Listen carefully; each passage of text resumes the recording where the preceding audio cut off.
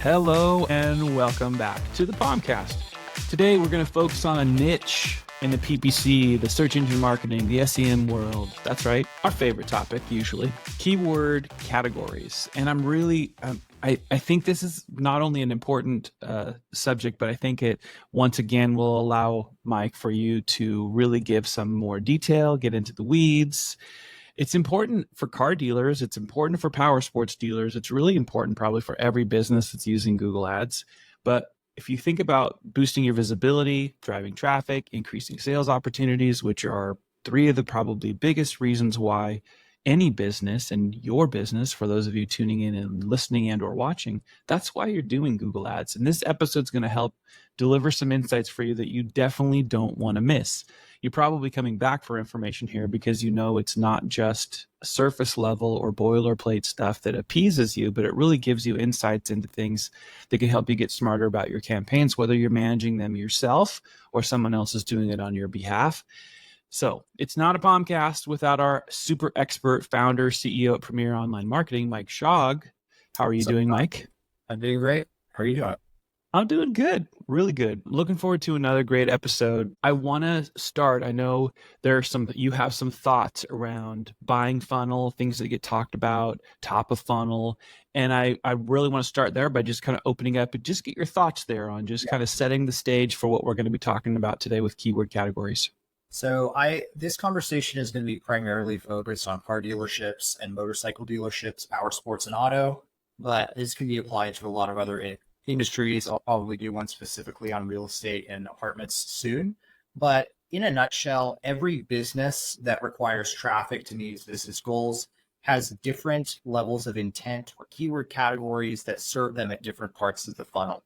And obviously, we're all familiar with the funnel. You've got the very top of the funnel, which is lowest intent, highest volume. The costs for it tends to be like medium to high. Then you have mid funnel, which is a little further down, a little bit more clarity on what that customer is potentially looking for. The volume is lower. The lower you go down the funnel, there are less people in that category.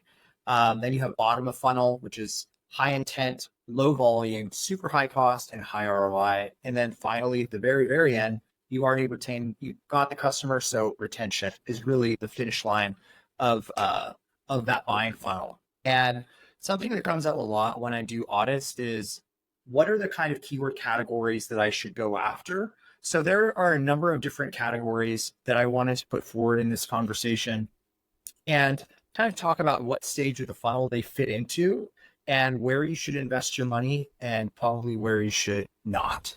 So that's my spiel on the funnel. Do you want me to jump straight into category number one?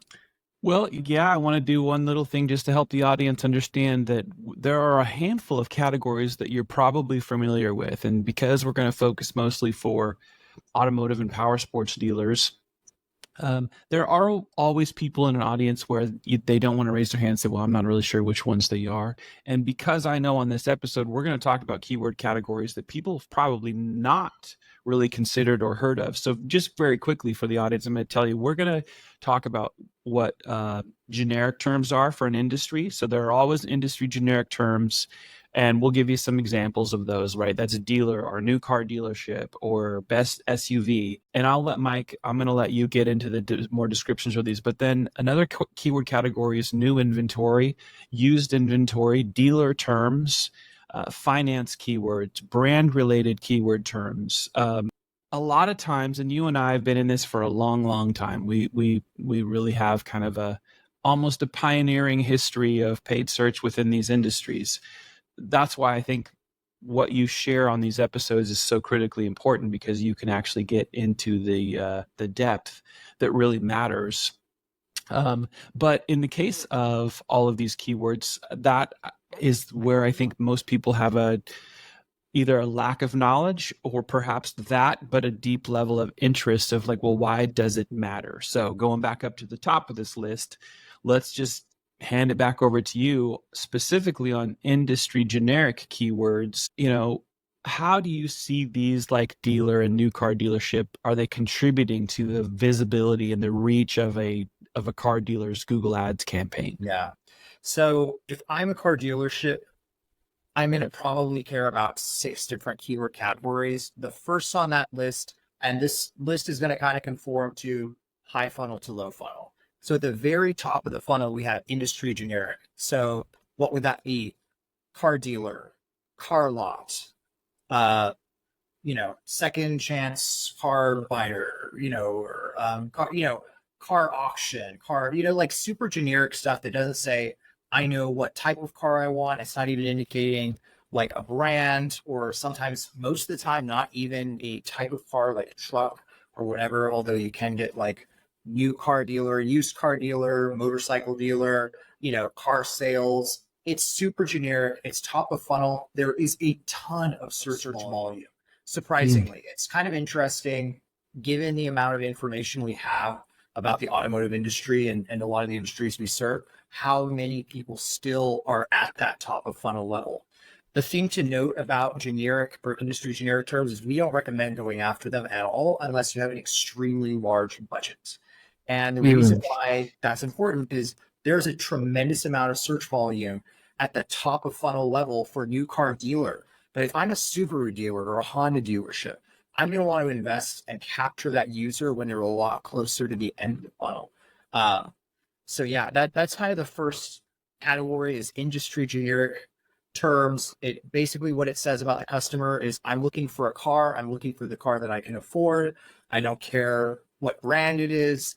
It doesn't really tell the car dealership if this is a high or low quality user to potentially go after. So that's why we tend to steer people away from the top of the funnel, because there's so much mid and bottom of funnel traffic that you can go after that is going to have a significantly higher ROI for you.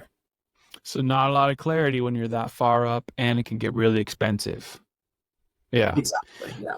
So how about some strategies that dealers would be potentially they'd want to be looking at to optimize bids on things that are like high competition, things like new SUV or buy a Yeah. new truck, things like that. I would actually say that okay, so if you have more than $15,000 a month to spend, let's say you're in the $25,000 range, then yeah, allocate $4,000 towards generic. You could test a small campaign with it to see how it performs. But again, set up the campaign correctly so you have all of your themes correctly. Maps don't have new car dealership and used car dealership in the same ad group, so you can kind of pause keywords and ad groups that aren't performing for you. So definitely running search is one way to do it. It is expensive though, like I said before. A better way to leverage that type of top of funnel traffic is to actually build those keyword lists out for YouTube. So YouTube has much lower CPCs than Google search does right now. That could change. But if I'm bidding on a keyword like car lot or buy here, pay here finance or something like that, that click on Google Ads or on the Google search results will cost me $5 to $10 sometimes, depending on the market. Whereas on YouTube, that click will be a matter of cents. So if you're going to be going for super broad, low intent keywords, make sure that you're leveraging the medium that does it in the most cost effective way. So Google search would not be choice number one for me. It would actually be YouTube. Mm, mm. Okay, that's a great tip right there. Certainly a great tip. Are there ways to potentially think, okay, we need to have a balance, right, between, how we're basically going after generic keywords versus the more specific, longer tailed type of keywords? Is there a happy medium here? Again, it really depends on how much budget you have, because the other keyword categories that I'm going to show you next have a tremendous amount of search volume, and you're going to get more ROI out of it. So again, my note on generic would be don't do it, or if you do, leverage a lower CPC medium like YouTube to do it, or Mhm. have a small search campaign to test it out before expanding. Would there be anything for somebody who's just got a new franchise, or if they're ever like in a buy sell and they're going to change the name of the dealership. Is that a place where generic might be absolutely don't mess with it there? Or maybe you do want to carve out, especially if you're budget planning. Is there anything in those two type of scenarios where you might consider generic because you need all traffic? Right. I mean, well, if you're going through kind of an awareness phase where a brand is changing or you're opening a new franchise or buying a franchise or something like that, you want as many people to know about the change as possible. So for a period of time, that is where that sort of more top of funnel approach could make sense because let's say it's a new Harley Davidson dealership. People are going to know that dealership by a different name, or they won't know it by any name at all because it's a brand new franchise. And in that case, you might want to bid on the keyword motorcycle dealer, cruiser dealer, or very all these different permutations of kind of I'm looking for something Harley-ish. That Yeah. I would get to you to hit the user with a really compelling ad, 15, 30 seconds, 1 minute. And that would be a great way to engage that person. Because the thing about generic is it's really hard to ascertain timeline. If someone is saying car dealer or motorcycle dealer, that doesn't tell me that they have any kind of intensity or urgency around making the transaction. So Yeah. yeah, so you just want to make, your if you need to introduce your brand or reintroduce your brand to a lot of people, that would be the one place I would consider it. But I would still go I would focus more on the next category, which I can jump over to now if we're ready. Yeah, absolutely. So on generic, I think people you're hearing Mike say there is some use case, but sparingly, and make sure you have the right amount of budget for it because you could burn through a lot of money.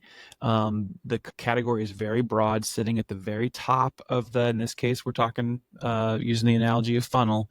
That means that, yeah, there's a lot of stuff up there, but it's highly competitive, highly expensive, and you got to be smart. So, yeah, great stuff. Yeah, let's get to the next keyword category. Right. So the next category is new inventory. It's still fairly high funnel, and that's one that took me a long time to figure out that if someone was looking for a 2024 Honda CRV, for example, like that's someone that is feature shopping a car or they're ready to buy that car, So new inventory tends to be kind of more of a mid funnel strategy. It's definitely not top of funnel, but it's the cars that you sell. It's what you have on your lot right now or what's coming in from the OEM. So you have to go after it. And it doesn't matter what OEM you have. You could have, Harley, you could have Honda, you could have BMW cars. There's always a ton of search volume at the new inventory level, which is why generic doesn't really make sense. If I can get in front of people that are looking for 2024 Honda Accord, why would I go after buying new sedan or something like that? It's the intent is much higher. It says, I'm curious about this type of car. I know the brand. I'm looking for a specific year, ideally, or I'm specifying new, or even better, I'm saying products like Honda Accord Austin, Honda Accord Dallas.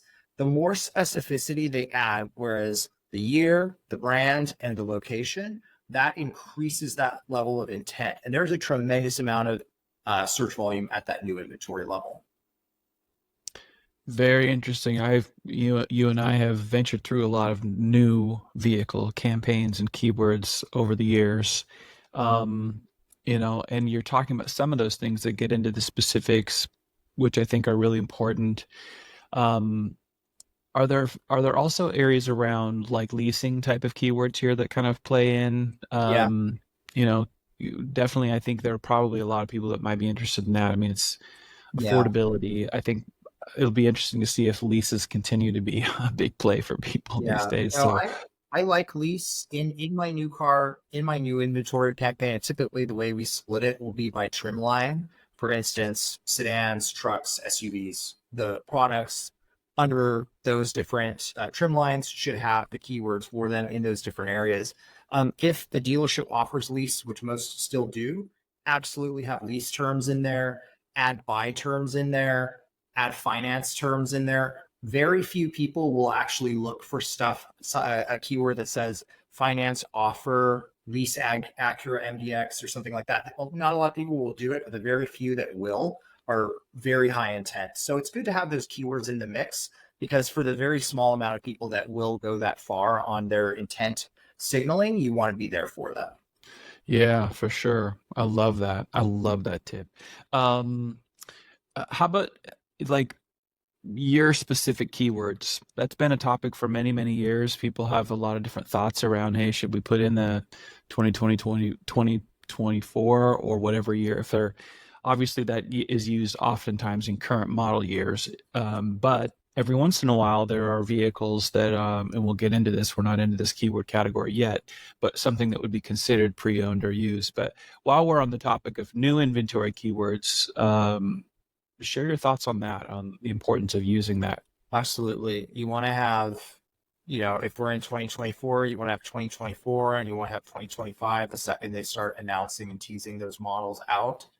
And the second that it is no longer 2024, you want to eliminate those keywords.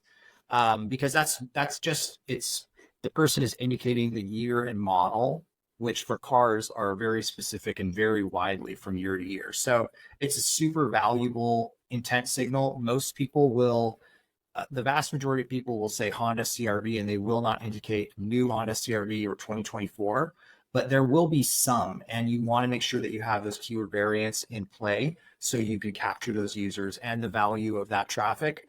If someone's looking for a 2024 Honda CRV versus a new Honda CRV, I think 2024 is a more valuable keyword. Mm-hmm. Yeah, and for the audience, as you take all this in, especially for dealers, and this is both power sports and car dealers.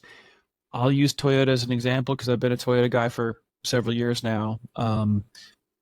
If you haven't seen the 2025 Toyota 4Runner, it's and if you like Toyotas, it's a really nice looking React. vehicle. Yeah. Yeah, it's super super cool. They did a really good job with it, in my opinion. My point being is, and I haven't looked on Toyota's site yet, but I don't think that even at Toyota.com you can actually go see anything other than just very basics. Like they don't have it listed as you can do a whole lot just yet. They've been teasing that, and that is done by every single vehicle manufacturer, especially when they do something really big, a big model update, or a brand new model. Think about and how sad for Ford when they brought the Bronco back.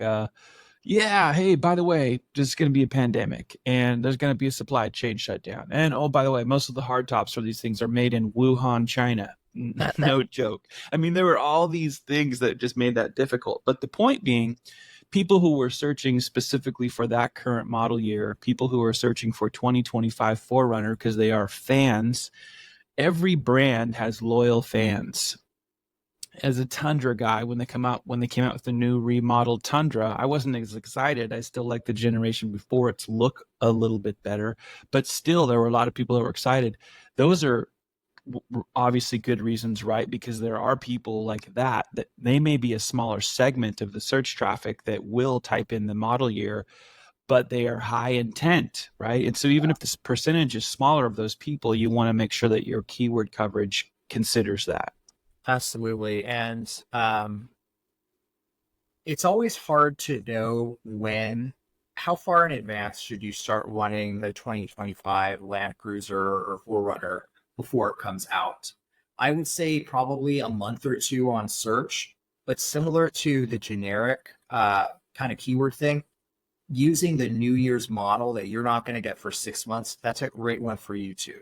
And you want to make sure that you're driving them to a place. Ford Bronco did this really well, and the Tesla Cybertruck, they did this very well. Where I signed up for the Cybertruck. I still don't have it. I'm probably 1 or 2 years out on the list.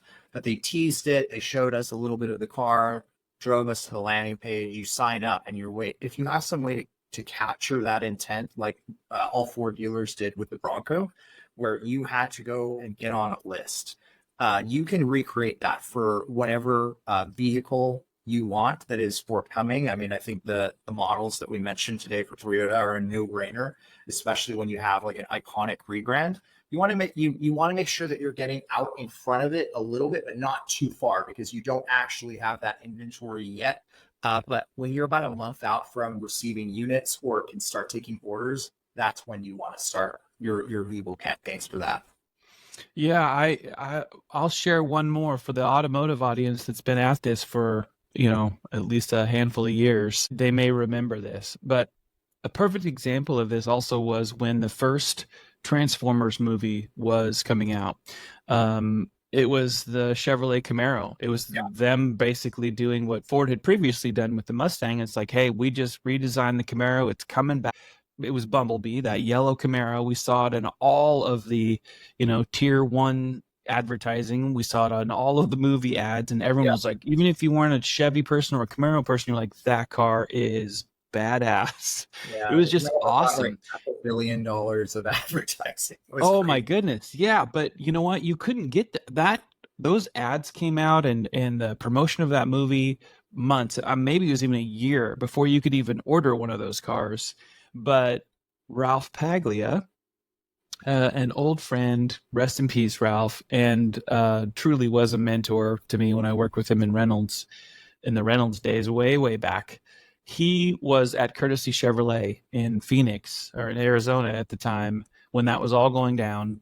And he brilliantly came up with a search and landing page strategy to harvest the interest of people. And I don't think there was a single Chevy dealership in the entire country that was harvesting a longer wait list and more interest around that because of exactly what we're talking about. So I just thought I would add that as one of those kind of like feel good stories and like thinking of really great ideas that are outside of the box or perhaps more progressive than what your competitors are doing.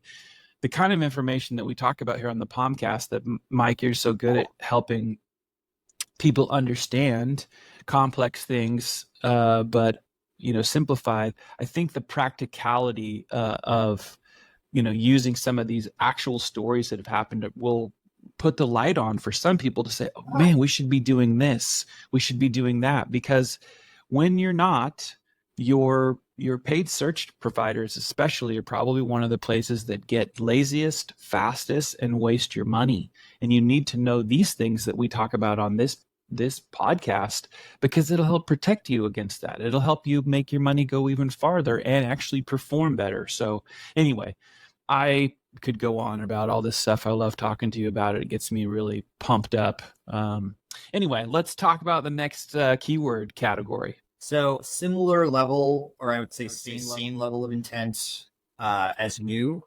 The mistake I see a lot of people making here is they'll go too broad and they'll kind of use generic used car dealer, used cars, used trucks.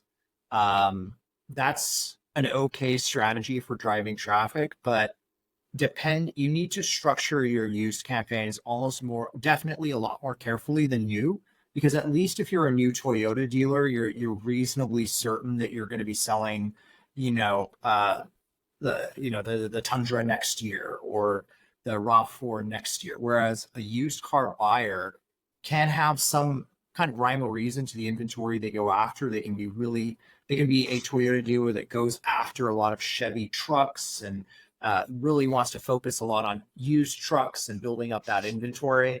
But essentially, with your spend allocation, you want to make sure that you're just spending on the units you have on the lot as much as possible and spending a lesser amount on that generic used car category. And the reason why is, you know, again, there's so many people looking for a 2015 Chevy Silverado. There's so many people. So if you have a 2015 Chevy Silverado, have an ad and an ad infrastructure in place to serve that versus acquiring the used truck search, which is what most dealers do, which is a lot. It's just higher, just way higher funnel. We don't know what kind of truck they actually want. A lot of times when people will use a generic term, they're kind of trying to remember what it was that they were looking for, or they're trying to find what they're looking for. So that could be a Ram, that could be a Ford or whatever. And if you're a dealership that just has a bunch of Chevys and Rams and you don't have a Ford F-150, then that user looking for a Ford F-150 coming to your website through used truck dealer is not going to be a valuable investment. So my tip here would be make sure that your keyword list are updated very frequently on a monthly basis around the inventory that you have in stock, and try not to invest too much on kind of the broad used car category. Gotcha.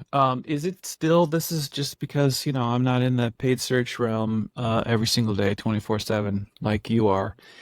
Is it still popular for, do you remember it reached local when I think it was, I won't say the dealer group name, but let's just say in the Southeast, and no, not Southeast Toyota. So I'll just say Southeast, but we were at Reach Local, and there was kind of a challenge thrown down because dealer.com was pushing hardcore the, connect your inventory and piping in your used inventory would create these specific ads, and that methodology was going to chase down far better conversion rates, better lead quality, more sold vehicles. And I remember this like it was last month that you were like, we'll take that challenge. And you actually set up these campaigns in a test for this particular group that has a bit of a sassy person or two that were, well, one of them's still there. And then we said, well, look, and we ended up proving that no, you can still meticulously put together a used car campaign that will by far outperform the set it and forget it. But Yeah. now, I mean, that's so many years ago, like almost not 20. Is there a better, has that improved now to Yes. where there's, okay. That was actually better. Back then it worked like crap. Yeah. But thanks to a lot of people spending and wasting a ton of money, dynamic campaigns have gotten a lot better. I think a lot of it has come from just shopping campaigns getting so much better. So dynamic is great. You could create a keyword where all of your used inventory is, and they will dynamically create and bring up and take down ads for the inventory that you have on that page. There's Mhm. still definitely a lot of things that you need to do to set it up correctly. I definitely think it's a good idea for dealers to do that as a layer, maybe for 30% of their use budget. But the rest of it, I would suggest manually building out those keyword lists. Hopefully, your dealership doesn't buy like a Jaguar one month and a Lotus the next and a Maybach the next. Hopefully, there's some consistency to the Yeah. strategy of used car acquisition, and there usually is.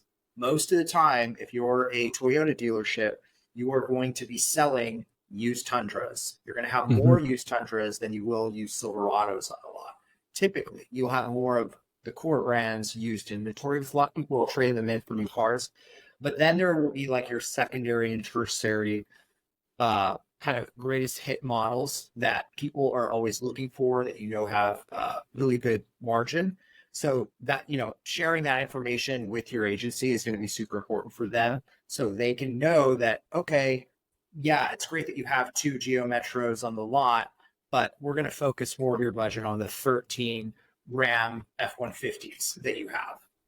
I had not planned to ask this question, but I know you'll have a good answer for it. If you were a dealer, especially because as we got into the COVID era and then supply chain, and there were a lot of things that dealers had heard about but started to get more involved with uh, as we kind of went through some of these struggles together. One of which was acquiring inventory, used inventory to sell. And we started to see more of a rise of some of the services that help and enable, give a tool set to dealers to um, acquire vehicles from private sellers. And I started to notice a little bit, but not a lot. And still today, I'm thinking I like that strategy a lot, but I don't ever really see a lot of dealers that think, you know what, we should actually incorporate this into our paid search campaigns to Yeah. run campaigns that would. So I'm curious to know if you've ever seen that, or if a dealer is doing more of their, even if they're supplementing what they do from the auction with used car acquisition from private sellers, but they are doing it. Is that a good place to do a little bit of advertising? Super good place. That Okay. honestly is all we did when everyone gave all their inventory away after COVID, is we pivoted 70% of budget to used vehicle acquisition. And it's super effective. Surprisingly, you can get a very good margin on vehicle acquisitions directly. I think, and you can be a lot more strategic. Whereas if you go to an auction, you're buying what they're selling then. And of course, you'll have the things that kind of conform to the criteria you're looking for. But if you want to buy a bunch of Silverados, you can do that. Trade in your Silverado, you create a specific landing page for that. We do this nationally for a couple of different brands. One, I love that you can verify that that was a smart strategy and still can be a smart strategy. I know the CEO and founder at Van Vehicle Acquisition Network, and was talking with him recently actually. And now I'm thinking, now I got to tell him like, hey, if you guys are not promoting that, that's a place. Actually, Palm and Van should be talking about like strategically helping, because Yeah. it makes a lot of sense to help, your dealers that are adopting a strategy like that to have a paid search partner that knows what they're doing with campaigns like that. And I think, yeah, that just seems like a little bit of an opportunity. So for dealers that are like interested, or you're already doing that, don't sleep on that now. If that's still part of your strategy, that's one of those things to me. Like, I think, yeah, a lot of dealers like, yeah, I know about private seller vehicle acquisition or whatever, but most are not doing it. And then probably a lot of them that are kind of doing it are missing so many opportunities to really go in and make it significant to their business and bottom line. We actually did a project that one dealer wanted to do is just a business they wanted to start for their own vehicle acquisitions. It's a business called Get More Cheddar. Mm. And, made a little WordPress website. The guy that put it together, David Gruen, brilliant guy. And he put together just this kind of like bubblegum and tape process that was mostly automated for the person submits their VIN, they get a follow-up. You really need to have a tight process for doing it. We definitely know Yeah. how to do that because we've seen other people do it the right way. But if you are just dropping people on a page that says, hey, come by our dealership, they're going to be like, Yeah. no. You have to make them submit their VIN. You got to follow up with them via text. And you've got to have a reminder for whenever the inspection is. You've got to have a system set up for, do we send inspectors in person, or do we set appointments at the dealership with the knowledge that like 60% of your dealership set appointments are going to be flaked on or Yeah. late or whatever. So that's why we actually found that going to the person and having a system, and these guys even made a cheddar mobile. It was like wrapped with a cheese logo and stuff. And they would go and do these appraisals, and their close rate was insane. And so that was a really cool project. And then later on, we worked with a big motorcycle dealer group, and we still work with them to nationally acquire motorcycles, typically above a certain price threshold. They're not looking to buy your ROM for $1,200. They're looking for a $15,000 modded Street Bob, or like much higher tier motorcycles that they'll be able to fix up and sell at higher margin. Yeah.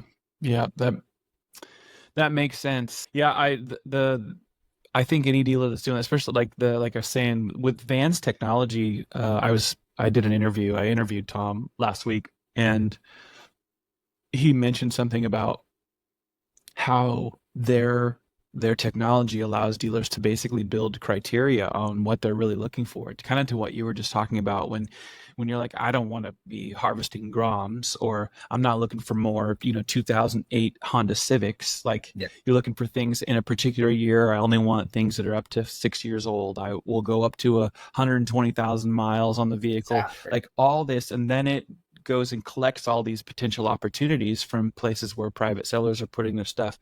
Yeah. I'm part of it is just I geek on it because I'm a little bit fascinated by that. I think if I was in retail, I'd be like, absolutely, we're going to double down on a strategy like this. And it just kind of puts more lights on for me thinking about there is a real smart play in this around your paid search strategy. But I digress. I'm not really digressing. We're just expanding. But let's move on to our next keyword topic, or category, I should say.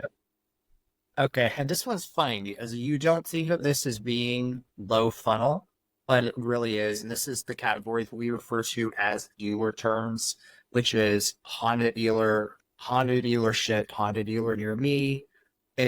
I know I'm looking for a place that sells this product. So it's saying what, and it's saying typically where or near me or something. So because of that, it's super high intent, similar to inventory. But for whatever reason, and I don't know why, Honda dealership Austin will get way more leads than 2024 Honda CRV. For whatever reason, both are indicating that they're probably looking for a new product. Obviously, the inventory is far more clear in that. And Honda dealer Austin, you can be looking for service. However, we get more leads for just phone calls, form submissions on the dealer terms category than we do off of any other category. So it's a super good net. And it's definitely kind of mid to lower funnel, tends to be extremely competitive. So you have to do it right. You got to bid appropriately for it. You can't overspend on this keyword category. But yeah, it's a great place to invest your money. Probably the most important keyword category outside of finance and brand. Do you have like an average percentage of a dealer's budget that you would typically recommend in this particular keyword category? I mean, is it 60 or 70%, or is it, does I it would say fluctuate a bit? 30% probably. How Yeah, much? 30 just on Okay. the dealer keywords. Um, New inventory, that'll be like another 20 to 30%. Used allocation, that depends completely on how much used inventory you sell on a monthly basis. In terms of like best practices for the kind of dealer term keywords, um, Honda dealer near me is a good term. It signifies I'm looking for something nearby that I can go to probably soon, now maybe. That when they geo indicate, it's higher value. So spend more of your money on the city and neighborhood terms concatenated with your dealer term. Honda dealer Austin, Honda dealership near Westlake, Texas, Plano, so on and so forth. That is going to be your highest converting keyword category um, outside of brand. And from an SEO standpoint, this is the category that you need to spend the most time focusing on, because brand traffic you're going to show up for pretty much, automatically if you have a website that's moderately well put together, but you won't necessarily show up for Honda dealership Dallas. There's a lot of other Honda dealerships to show up for. And that is the highest amount of high volume traffic. So you're going to want to make sure that you're optimizing to that. You're going to want to make sure you're spending ad dollars against that as well, because it is a very important keyword category. Yeah, I think that's one of the areas where people think they know, but they don't quite know exactly how to come up with the balance. That's why I was kind of asking, like, if you guys have kind of an average of where it falls out around the percentage of budget used on that term. And really all of them, I think a lot of people are always curious about, like, what should my pie chart look like in terms of how we carve it up into these different categories. Thoughts on maybe a little bit more of explanation on the impact of generic terms like the Honda dealer one, on ad performance, maybe how dealers should balance these with those more localized keywords. Yeah, I mean, I would say have the non-geo indicated dealer terms in your ad groups paused, but run the geo indicated versions first. So you're going to have ad groups for Honda dealer, Honda dealership near me. Um, put those in there, write ads for them, pause them, and spend all of your focus and try to spend as much money on the areas where people are geo indicating. Westlake, Honda dealer Westlake, Honda dealer Austin, because that is just a much higher signal. Um, Honda dealer is like better than generic, but it's like a very generic brand term. You don't know what they're doing. You don't know if they're going for service, if they're looking for new or used. And you still don't know that if they geo indicate, but at least you know that there's a little that they are certain of where they're trying to search. So Yes. at least they're telling you that, hey, at least I'm searching in the right area.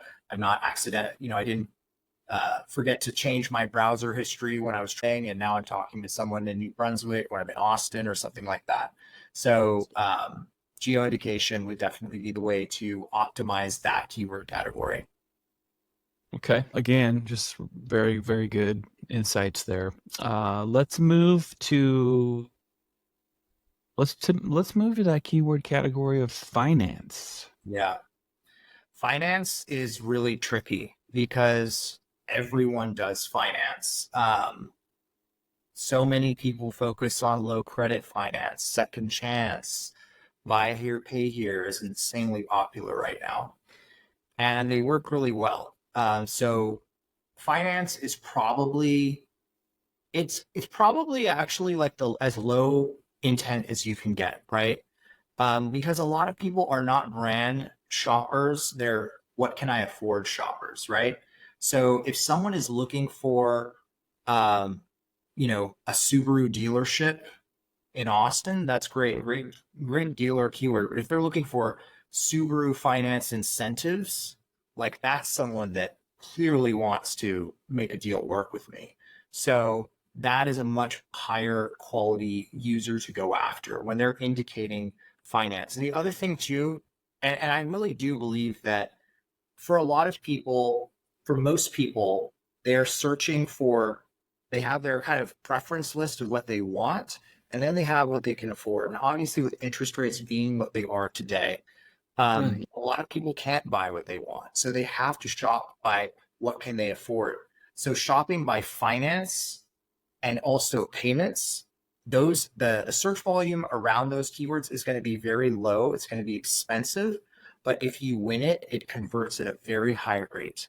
And that's a person that's really sticky. A really fun one to do is for brands that are not as popular.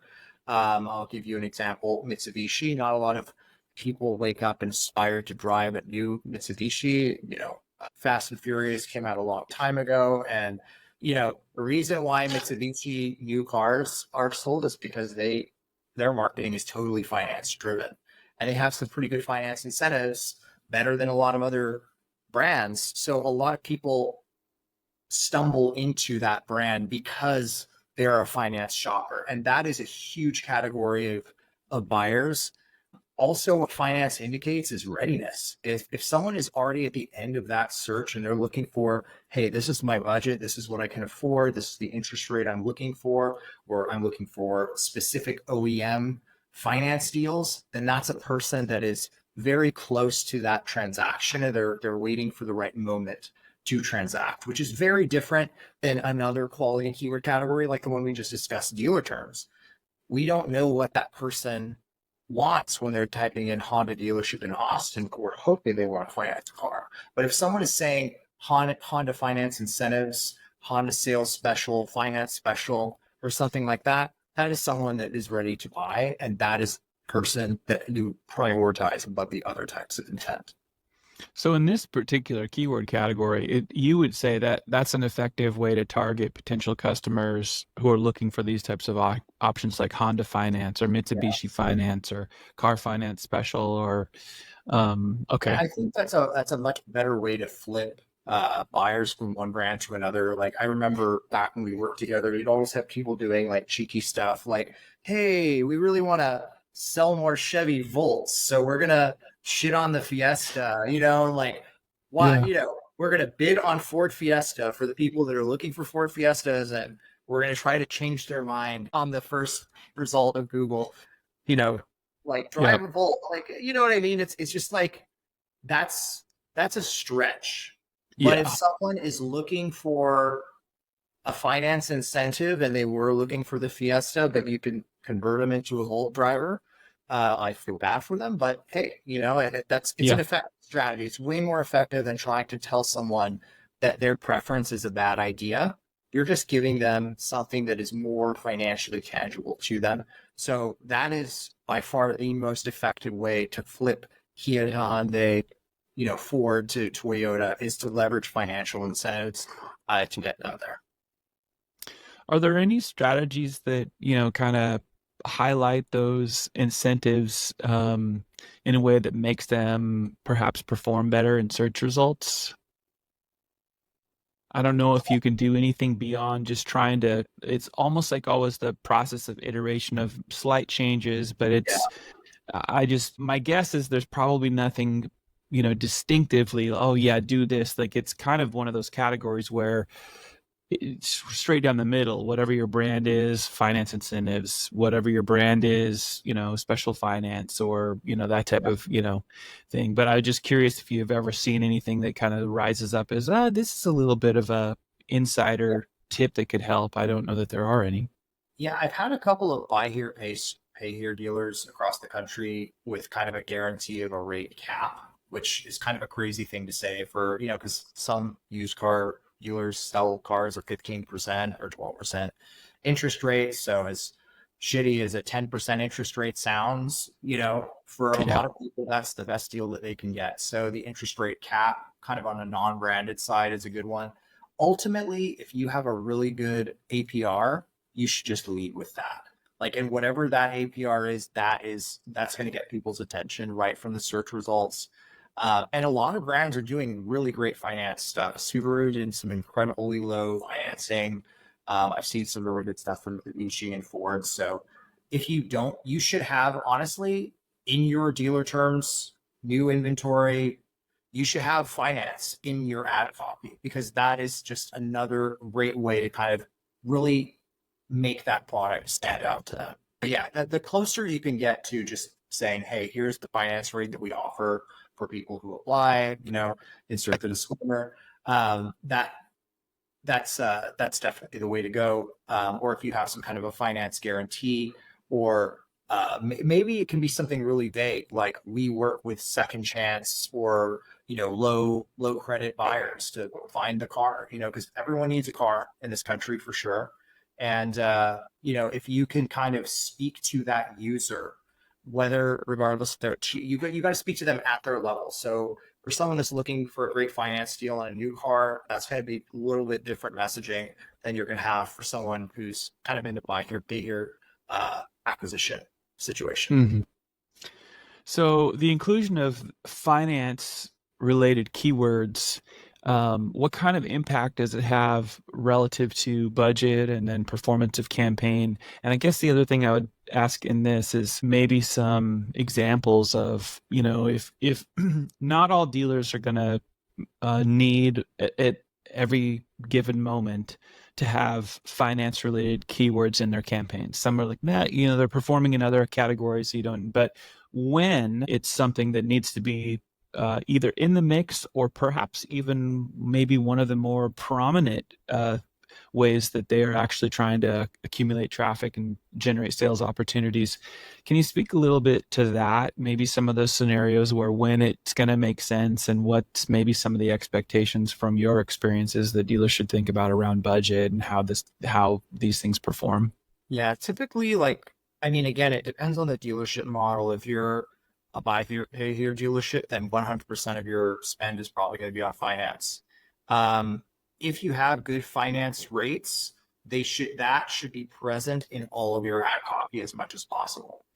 Um, and it's kind of easier to answer your question by saying when you don't have finance in your ad copy keywords is when you have nothing to offer. And that is true for many OEMs. Some of them don't have very compelling offers right now, or offers that are substantially less appealing than what another OEM is doing. In that situation, you may not lead with finance rates being an incentive, because it's not a real value proposition that you can offer relative to what your competitors have. But for the most part, there's financial products and packages that dealers offer, or they have in their network. So whatever the best that you can do is, you want to make sure that you have that in ad copy when possible. And from a spend allocation standpoint, for your standard new OEM store, probably 10 to 15% of your budget would be well spent on finance. It is a very expensive category, and everybody goes after it. So Mm. whatever has limited volume and a lot of competition is always going to be very expensive. So you can expect higher CPCs, but if you target your users correctly, retarget them correctly, you can expect a very good conversion rate there.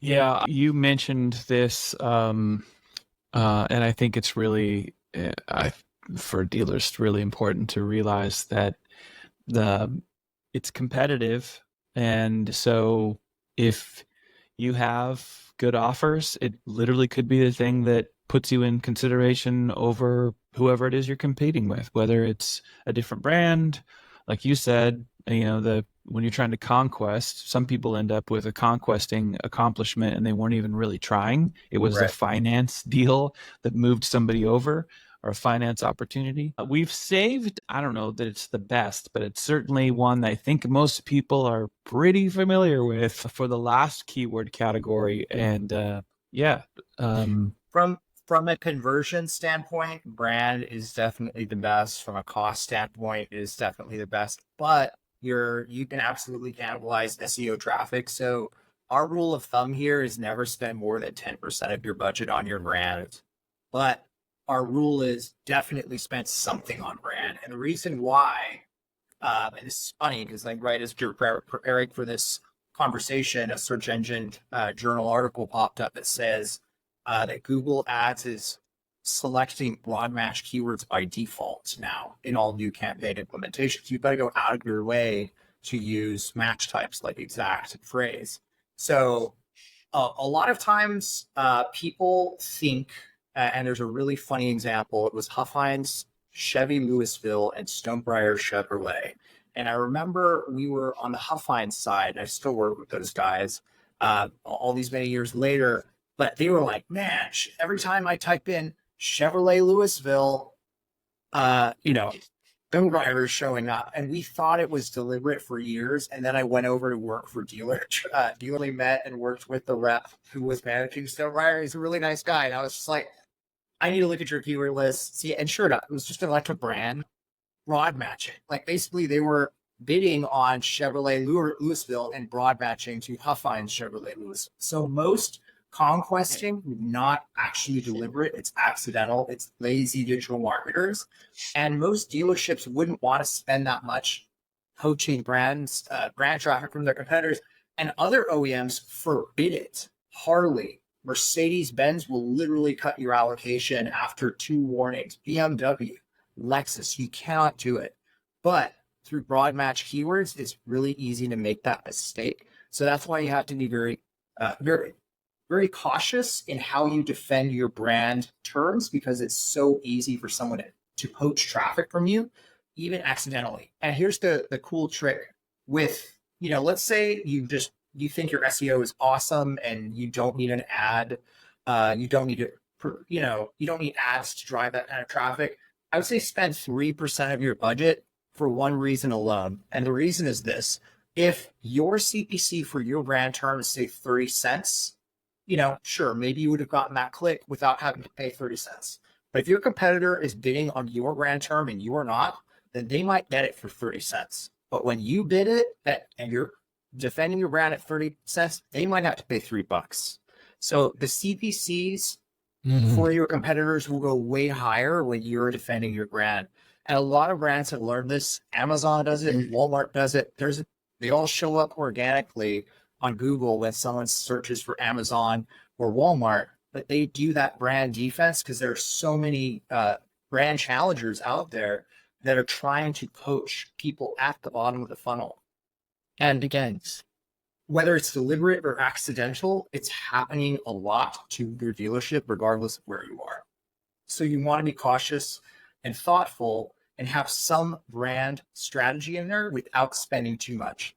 Something we see a lot in all of our audits is that our competitors will allocate too much, sometimes as much as like 30, 40% of the budget to brand.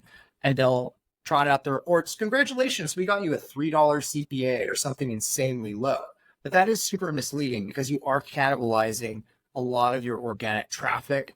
And obviously, you want some brand defense, but from my point of view, you want to spend more money getting new people to the website and overspending on people that you've kind of already got, if that makes sense. So there's a balance.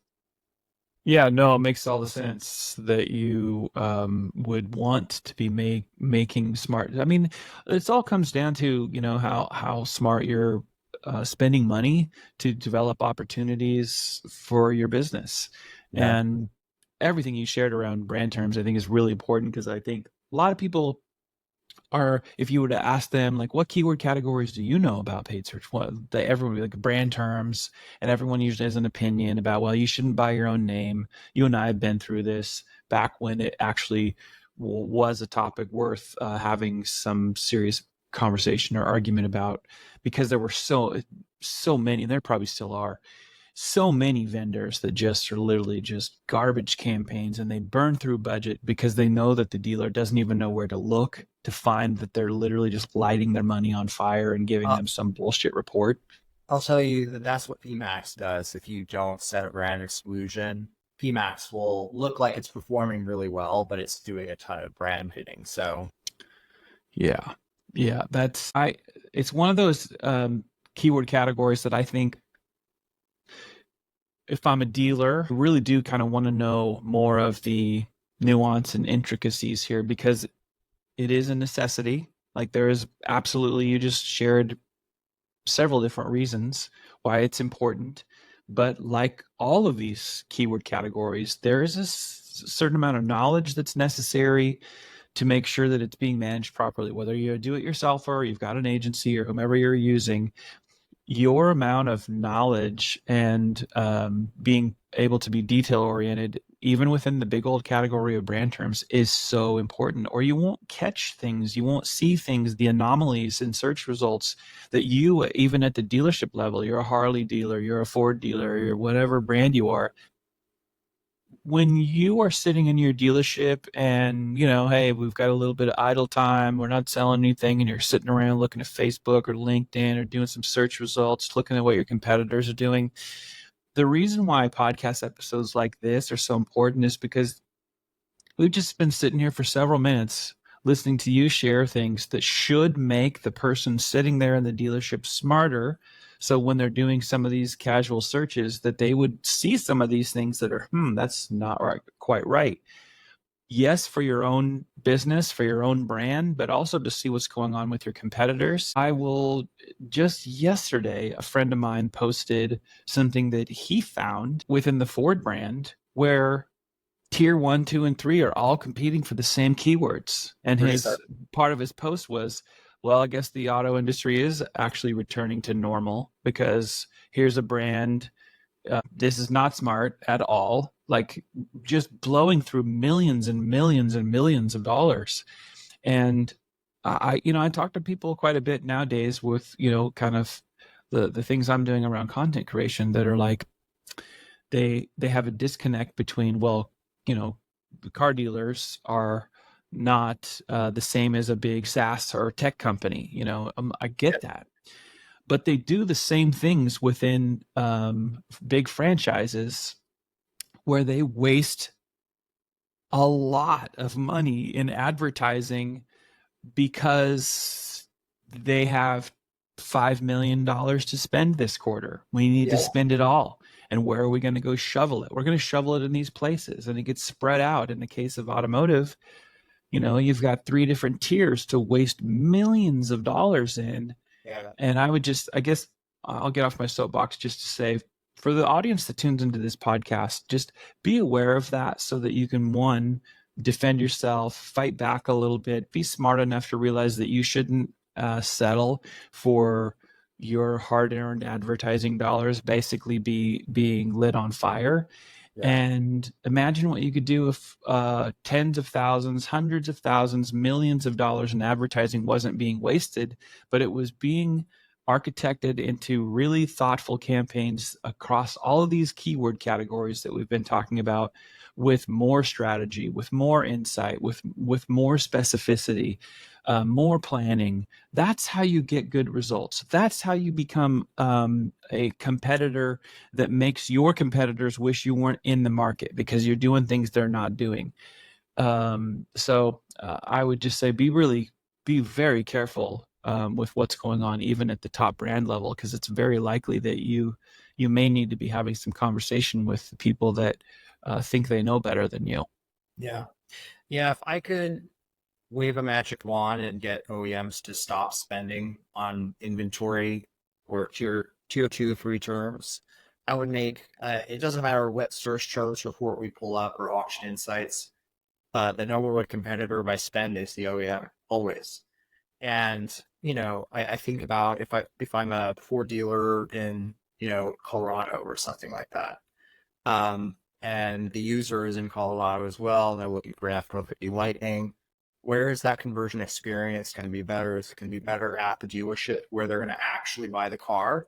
Or is it going to be better when they go to the OEM website, fill out a form, and then they farm that lead out to sometimes one or in most cases, many different dealers, and then you're getting all these different inquiries. That's just a really shitty user journey.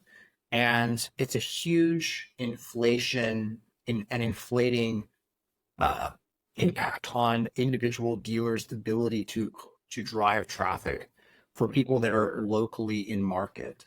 So that's OEMs are always a bit tricky. I've seen them try to do things where they'll say, "Hey, don't bid on any inventory terms. Just go after generic terms or whatever, because we don't want you to compete with us." But it really should be the other way around. The OEM should be going all generic, new car, best new truck, best new SUV. They should be creating awareness at the tier one level for if someone thinks about a truck, they think about a Cybertruck or they think about an F-150. That's their job, is converting that general generic intent into I want to be an F-150 driver because I saw these really great ads. I think that their investment would be so much better spent on YouTube versus search. They should leave as much of that as they can to the dealers, and they certainly collect enough data from the dealers to know who is getting kind of that share of voice. And yeah, it's lame when you have a dealer with a budget that's $10,000 to $20,000, but you're going up against a $250,000 state or regional budget. That's just a very hard thing to compete with. Yeah, I got to tell you that it's and I know you will agree, it's astonishing that here we are more than halfway through 2024 and I don't know. Maybe there is, I don't think so, an OEM, Powersports or Automotive, that has a single person employed that has, I mean, deep level, at least 10 years of experience in digital marketing, specifically paid search, specifically knowing the very beginning of Google AdWords. Yes, I know it's Google Ads now, but lived through the changes in that platform, which was one of the last properties that they did real big overhauls on when they started several years ago. Um, it's astonishing to me that I won't call any of them out by name because it's really all of them, that they all have they've basically moved that responsibility to a third party, and even the third party doesn't have that institutional knowledge No. of doing these things. They make these huge decisions that have so much to do with certainly results, but so much money. Yeah. And when you go all the way back and track it to, well, who is it? It's the great and powerful Oz behind the big green curtain, and they don't know anything about how Google's ad platform works. They don't know anything about the depth of these different keyword categories. They don't know anything about how would you be surprised if one day you and I got invited to whatever, a big OEM invited us to their corporate headquarters and like, will you please help us understand? We'll sign non-disclosure so you don't embarrass us all. Will you help us understand what we should be doing better across all three tiers? From our level, where should we be? What kind of keyword categories should we be more focused on so we're not cannibalizing at the dealer level at tier three, because we give them the ability to run campaigns that are going to maybe focus on different things? And what should we tell tier two so that we don't have the, North Texas fill in the blank dealers cannibalizing either those areas? Like, would it not just blow your mind if we got invited to a hypothetical meeting like that and you find out that they clearly and have no clue what they're doing? Would it surprise you if they had actually disclosed, we don't really know what we're doing and we need, like, tell us what we're doing? There are typically other ways that those characters disclose that they don't know what they're talking about. It's usually just by virtue of them talking. It's funny that you say that because I know you're referencing something from our past when we worked together when you got invited to one of the big one of the big Detroit shops. I Hmm. don't know who it was, but I will tell you that I did have a meeting with the regional, I guess like tier two group of Infinity dealers in Ohio, and I did meet the VP.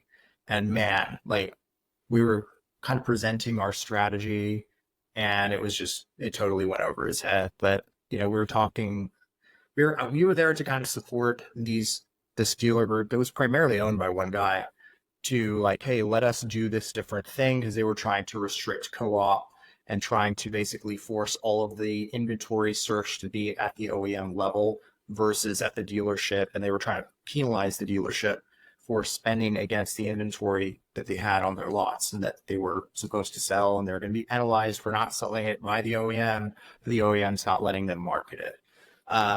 Yeah, no, they don't know. I don't know. Like whenever you get to that like VP of marketing title, it's almost a guarantee that you know absolutely nothing about marketing.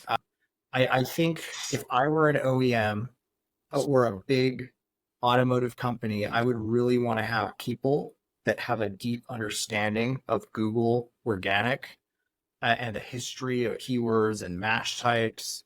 You'd want to have kind of like that custodian of knowledge for your brand. But unfortunately, because there's so much turnover in the industry, we just never accrue that much knowledge. And the only places it's accrued is third parties. So the third parties are going to give very self-serving recommendations for them and for their affiliates. They give them kickbacks. So the entire like OEM and co-op system it's been farmed out to third parties that pretend to know what they're doing, and maybe they do, but they're not steering the industry in the right direction. They're just steering more money for their own pockets. So definitely a point of frustration. And it's always funny too. I was at a Google Marketing Live event. I think it was like in 2018 or something, and they brought the CEO of digital for Chrysler Jeep Dodge, and he was researching or rehearsing just a Google spiel that he had worked on with them for a while. And it was like, I was like, you don't know what you're saying. You're like a puppet rehearsing someone else's lyrics. You're literally just saying what Google wants you to say, but you have thousands of dealers that would expect that you should be the Jedi Knight of digital marketing for this brand. But that's just not the way people think at that top tier level. Once you ascend to that level, from what I've seen, the personalities that get up there kind of want to get away from the weeds, and they want to work with the consultants and let them make all the Yeah. decisions and go to the steak dinners. That's what I've experienced. I'm sure it's not the way it is across the board, but just in my small sample size. Yeah. Well, in the beginning for Google, you and I have lived through this, but in the beginning, I think Google had a real healthy appreciation for the barbarian and the vanguard that took the access to Google AdWords and learned the platform, and then people who built things and people who built even bid engines, and like they obviously even our days going back to the Reach Local days. But I don't I don't sense that today. When I listen to what Google puts out, when I see any of their people show up at a small or a large event in automotive and I listen to their keynotes, I'm just like, it's a nothing burger. It's just propaganda, more propaganda. It's so, and there is no healthy appreciation for people then that ask questions that even have a mid-level of depth. It's like, well, I don't know that, but I could get with the team. Yeah. It's always been that kind of shit from them for a long time. And this is like, okay, I still say like it's the most amazing ad platform that's ever been created in our lifetime. Okay, great. Absolutely. But now that there are these people like yourself, you're a perfect example of somebody that could be so instrumental in not only cost effectiveness, right, but outcomes for a brand. And yet the people that are in those conversations, they don't know half of what you know. They don't have half of the experience that you have. And yet, for some reason, I won't say it, it feels like somebody could say, well, it feels corrupt, right? It feels polluted. And that's really sad, because then in the case of this episode and really all these episodes, we're doing these things and having these conversations to hopefully make sure that the business owners learn and they get value and it makes them better, and it's for them so that they have this understanding. It's I sad definitely, that it's I sad definitely, when when there's a projection that the customer is most important, and in all reality they're literally not just the afterthought, they're like the afterthought once everyone else has been considered first. And I think it's they're the criminal. batteries, dude. They're the batteries in the matrix. That's what they are. And like, I wasn't planning on talking about this because I don't have my talk track fully rehearsed, but like, I think about my career, right? It's going to I be the have been next episode. I've been doing Google Ads for 16 years. That's a very long time in a kind of a very young, dynamic industry. And I Yeah. remember our Google reps would come and talk to us. They would wine and dine us. They would give us credits for hitting targets. They would send us Google swag. We always had one point of contact for our agency. They were super flexible on billing terms so we could get more people on because guess what? There was still very few people that had adopted digital marketing, and that has just exponentially grown. And now that they're at this point of critical mass, they are 100%.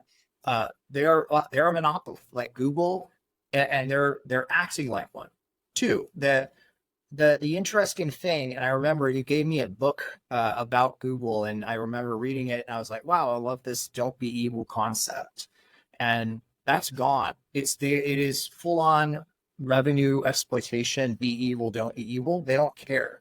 The thing that's really fascinating about how Google has been operating for the last 5 years is almost whatever they say, almost in every case, whatever they say, the opposite is true.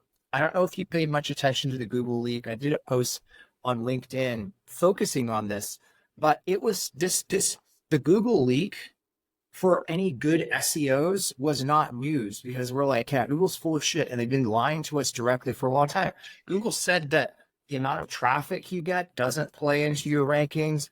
They said that, links weren't important. They said that time on site or pogo sticking and all these things are not signals we look at. Bullshit. They are definitely signals that they have been looking at as soon as this year in March when that leak happened. And they've been lying about this for a long time. Rand Fishkin from Moz was really demonized, and a lot of bad things were said about him. But like these guys, these talking heads, I can't remember their names. I resent them so much. I can't even remember the main guy, the main SEO guy. That they're lying mouthpieces. And what I don't understand as an agency, it's my job. If I'm working for Google or with Google, their goal should be, we're going to give you as much information as we can so you can convince your clients to peel budgets away from TV, from newspaper, from Bing. But they're not doing that. And it's super myopic because what they're recommending, everyone just do PMAX, broad match keywords are the way to go. 25-mile radius, no exclusions, like all of this bullshit, which will 1000% waste your money. They're saying that it's fine, but I'm like, that these people are going to know that it's not fine when their business starts to decline, when your sales reps are spending all of your time qualifying crappy leads because you didn't have the robust exclusion category, or like these 6 keyword campaigns for any car dealer, that would be about 10 different campaigns. But for some of Google will tell me, yeah, just throw it all in one campaign, a couple different ad groups, and throw in RSA, and yeah, you're good. You're doing great. You're doing great. Look at your optimization score. It's 85. Good for you. Right. That optimization score is such bullshit because sometimes what the optimization score will be recommending is increasing your bids by 100% on a keyword that you don't want to. So essentially what's happened now is that Google is trying to grow its relationship with the customer directly and is starting to try to push agencies to the side. Just all like, and it's not, it has been playing favorites for the last 5 years. And I know that because we were a favorite and then we weren't. And the amount of support we got dramatically changed, even though our revenue that we were driving through Google doubled. So we spent more money with them, but because we pushed back on some of their stuff that they were trying to push down at us, we lost support reps. Now this is a real kicker because this is a big deal and it just hit a couple weeks ago. Google is starting to not allow businesses to run their ads off of credit cards. They're forcing everyone to ACH, which is mind-blowing. You and I have been in auto for a long time. We know that nobody does ACH. Everything is on a float. You're floating your inventory, you're floating your ad spend, or your agency is. So we will do a lot of that too. Sometimes we'll float ad dollars because our credit card gives us that float. And now Google is going directly to the client saying, you can't do this anymore. They're going around us to our clients. And man, some of my clients have just been completely livid. They're furious. And I kind of this whole idea basket that I just ranted about, I've been kind of thinking about an article about basically Google partnership kind of needs nothing. Google is not your partner. It doesn't matter. You can try to play by their rules, but if it's a decision between fostering the business that got them to where they are today, which is a massive network of partners and publishers, we made Google what it is. I have personally spent about $100 million in my lifetime. I should be getting baskets of steak from these guys every month. I am their best sales rep by far, and I have been for a long time. And I've been telling people not to use other platforms. That's over, man. We're converting everyone to Bing, to TikTok, wherever else they are not, because at the end of the day, Google can do things now that they couldn't do before. Well, actually, honestly, they're losing impression share at Bing. Bing is growing because they are innovating more in their platform. Do I think they'll ever be bigger than Google? Not anytime soon. But if in any given market for cars, they have 20% of the search volume. It used to be 7%. That's a big drop in revenue. And Bing, with Microsoft ads, their support is awesome. They offer incentives for signing up new ad accounts. They make it super easy to import from Google. And I think that if for dealers, you absolutely need to diversify because Google changes the rules of the game all the time. It used to be you pay 1 penny more than your competitor. That's no longer the case. It used to be the bid in an auction is set based on whatever people are willing to spend. So if you had an auction where your starting price was $1 because someone was bidding $1 and therefore you had to bid $1.01, that was the price. Now Google's just like, nope, starting price is $5. Starting price is $7. And in some categories that we work in law law, it can be as high as $70.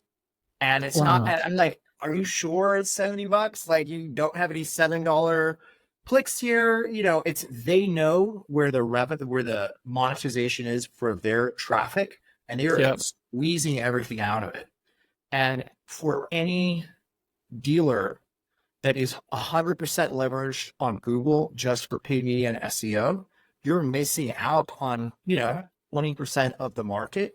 And you're also putting yourself in a really bad situation where you have a kind of ascending platform with Microsoft and all these other platforms that are going to erode Google's dominance over time. And you're not going to know those. And a platform that you know and that you're trusting is going to make it harder for you to manage your business well. They're going to take away your levers of control. They're going to push down stupid things like broad match or destroy your ability to use a credit card for your ad spend. I actually think that's illegal, to be honest.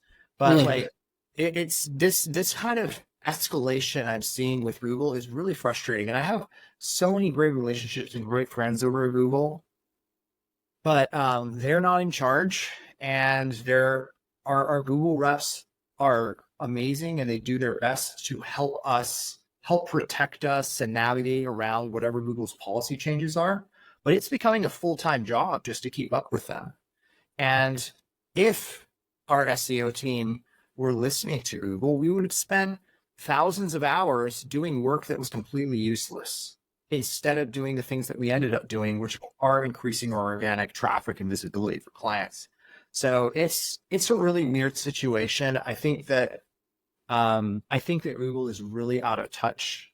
I think that they think that they are thought of as a good company. And I think if you were to go anywhere in the country and poll 100 people and say, do you think Google is a good company or a bad company? Or do you think they have a good influence or a bad influence or a monopoly? I think most people would say they're a monopoly.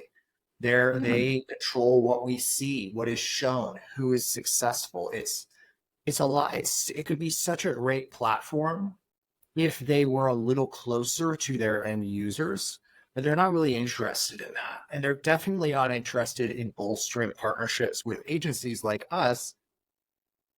I mean, again, it doesn't seem that way. And what it does seem is that they're trying to give dealers the idea that they can just put in a credit card and launch a fee max campaign. And hey, you don't need to spend that management fee or whatever. That's totally not true. It's like, are you, it's so like, or I guess that what my thought is like, are you willing to allow that dealer to set up an express campaign and blow $20,000 and then write off Google forever? Is that worth it? Or are you okay with them working with a partner on your extremely complicated platform that changes all the time and they get a little bit of the margin? Like, that's not hurting them. So I mean, it's really interesting to see what they're doing. The rationale for taking people off credit card is the transaction fees are high. I'm like, you made $50 billion in the US. I think you got it. Like, I don't care Yeah. if your transaction fees they're not more than 2% or 3%. That's nuts. You're going to literally piss off your customers and force them to change the way they do business just because of transaction fees. That it just doesn't it seems like they're lying again. And it's like, why? I just like, for me, I have made a great living working in this space. I know this platform super well. I've done trainings on this platform. I've trained so many young digital marketers. And what I see is this platform is constantly eroding our means of control and also kind of not fostering a positive relationship with the people that have to use the platform. Like, SEOs are the bad guy. I'm like, no, they manage websites that drive traffic, which drives revenue. So you should tell them what works and what gets things to rank and what moves the needle and what you actually care about, instead of making this plethora of lies of, oh, this useful content thing or this over here. Don't do links. That doesn't work, when we know that it does. Like, just tell us what works and what you actually want us to do. People are still going to click on your ads. No one will ever be able to game the system, so much so that it diminishes Google's ad revenue. Yeah. And there's other stuff too with like the AI overviews that drives me insane. A lot of it is wrong. First of all, I was changing the fluid in my Porsche and they changed where the coolant was.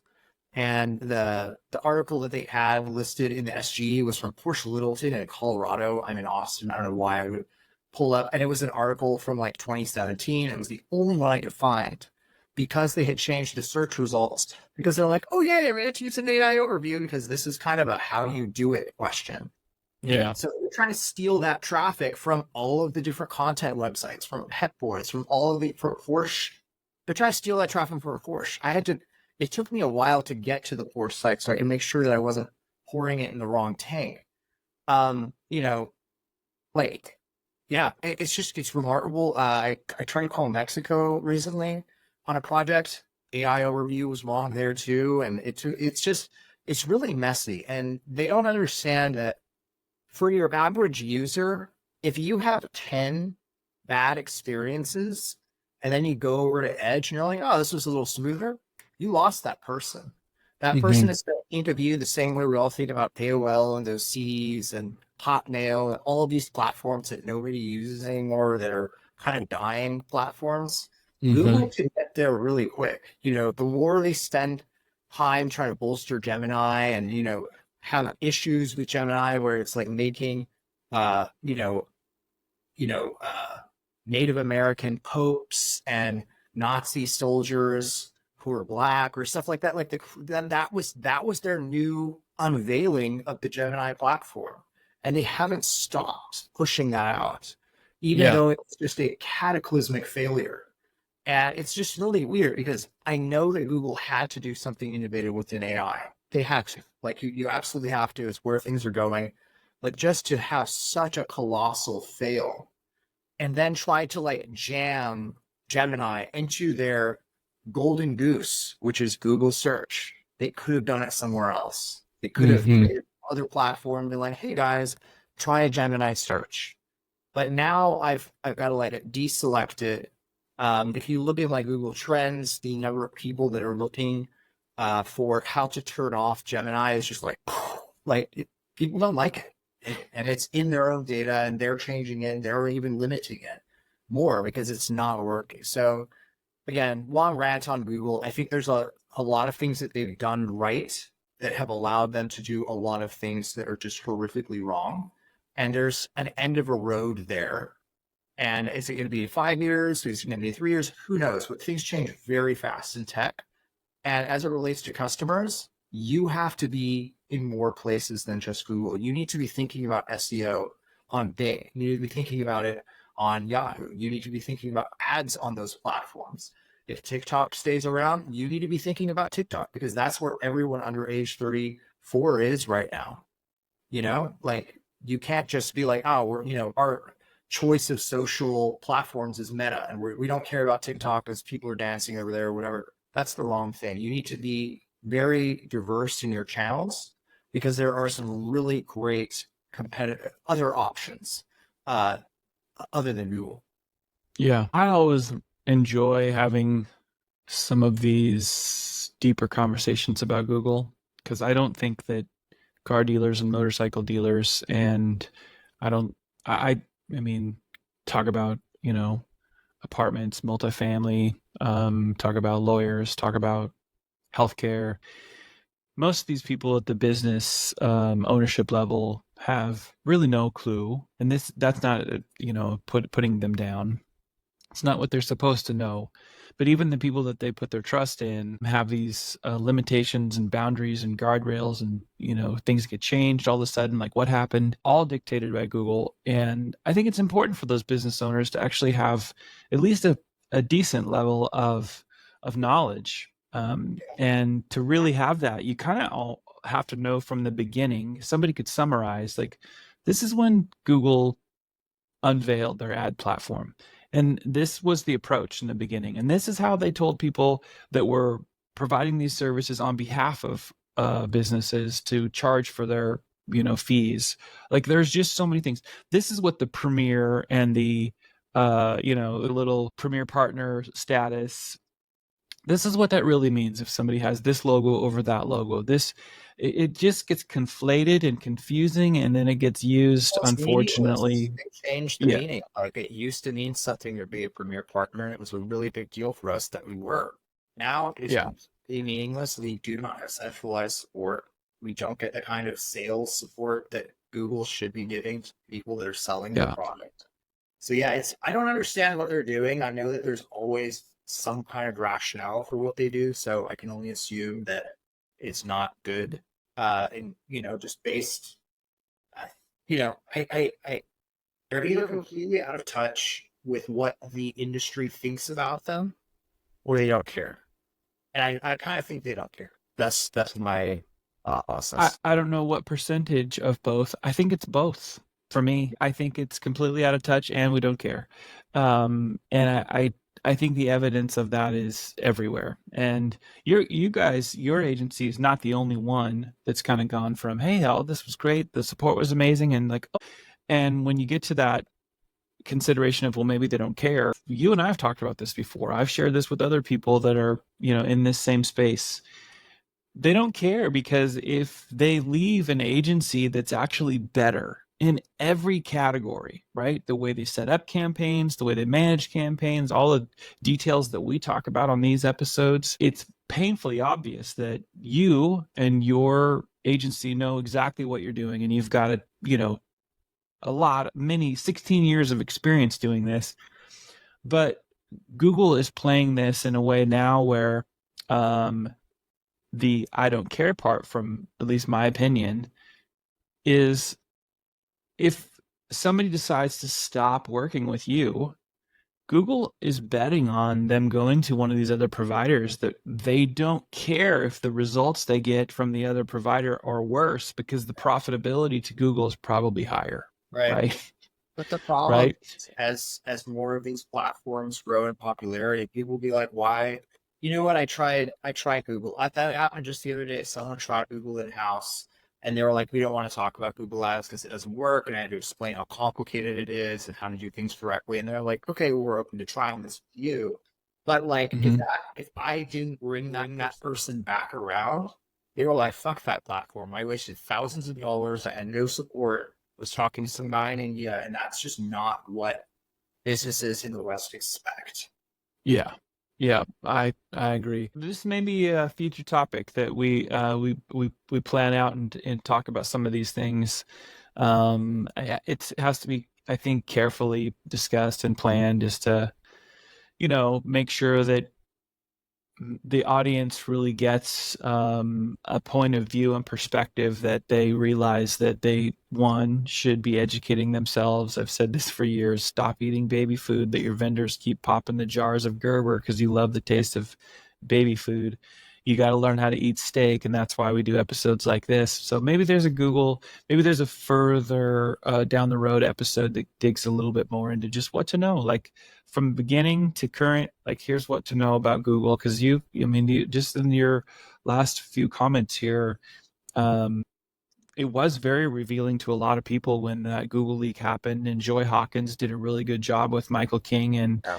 Rand Fishkin. They did a kind of a episode where they talked through a lot of those things. Rand was absolutely, he's been, kind of vilified a couple of times when he shouldn't be. And so I think there's a lot to learn in all of it.